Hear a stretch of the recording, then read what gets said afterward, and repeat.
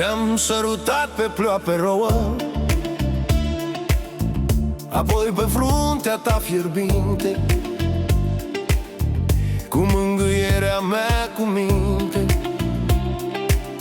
Ți-am scris destin, potecă nouă, ți-am mângâiat obrajii cruzii și ți-am cules pe buze miere, când intra nopții adiere.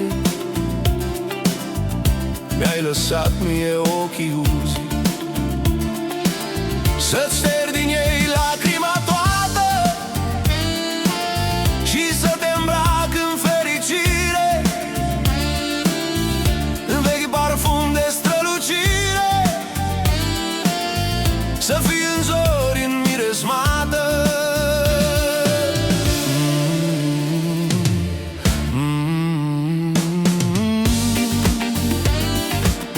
Pe cerul tău să desenim, în brațe strânsă când te țin. În orice zi-ți răsar un astru, îți scriu sub tâmplă împlinire, îți scriu pe inimă iubire, îți scriu pe suflet cu albastru.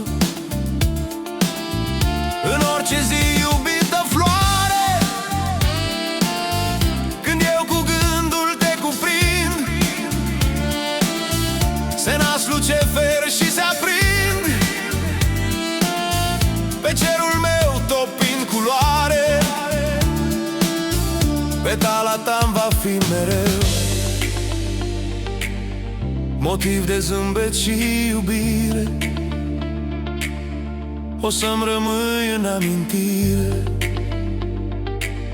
tu, floarea sufletului meu.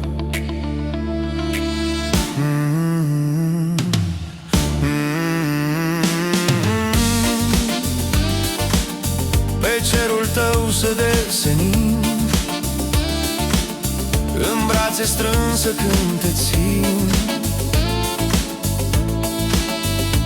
Și ori de câte ori te chem, te voi găsi la mine în gând, mă vei cuprinde surâzând, că va fi altfel, nu mă tem. Tu vei veni, te voi iubi, îmi vei fi sclavă și regină, în lumea mea de tine plină. Promit că altfel nu va fi.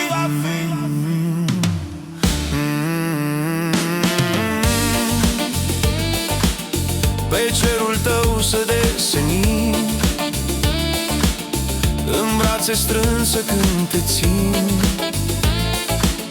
Pe cerul meu să deși culoare, îmi ești a sufletului floare.